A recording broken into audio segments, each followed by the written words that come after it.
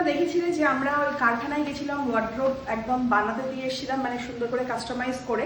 তো অলরেডি কালকে সন্ধ্যেবেলা ওয়ার্ড্রোব চলে এসেছে, আমি এখনো জামা কাপড় প্লেস করিনি, বাট চলো তোমাদের একটা ট্যুর দিয়ে দিই ছোট করে।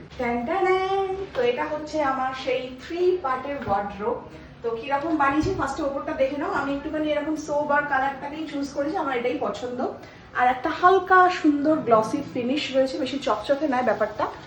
আর এদিকে রয়েছে একটা মানে পার্ট, এরকম অনেকগুলো করে সেকশন করা রয়েছে। আর এখানে রয়েছে একখানা লকার, এটা এখানে একটা লকার রয়েছে, এরকম সাইড বাই সাইড ডোর, বেশ অনেকটা বড় স্পেশিয়াস হয়েছে। আর পুরোটাই কিন্তু প্লাইউডের বানানো, মানে কোনো ঘাসবোর্ড বা দেওয়া হয়নি। এখানে হ্যাঙ্গার যেরকম রাখা হয়। তো আমার মনে হয়েছে যে এখানটা শুধুমাত্র আমারই জিনিসপত্র থাকবে।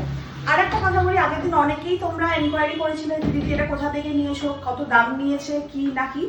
এইটুকু বলতে পারি যে আমরা যখন শোরুমে গেছিলাম দর করতে, ওখানে যা দাম বলেছিল, কারখানায় গিয়ে আমরা যখন কাস্টমাইজ করে বানিয়েছি, এখান থেকে মার্কেটের থেকে 5 থেকে 7,000 টাকা কম পড়েছে, সত্যি বলছি। তো তোমরা যদি নিতে চাও, অনেকেই জানতে চেয়েছিলে, আমি নাম্বারটা স্ক্রিনে মেনশন করে দেবো, তোমরা চাইলে কিন্তু একবার দেখতে পারো। তোমাদের মতন যে কোনো জিনিস প্লাইউডের তোমরা কাস্টমাইজ করে বানাতে পারো। ওখানে কিন্তু আলমারি থেকে শুরু করে সোফা টোফা টেবিল সব রকম জিনিস বানানো হয়। একটা সোফা, এল শেপ সোফা দেবো, কারণ আমাদের সোফাটাও পুরো বসে বসে ওখানটাকে পুরো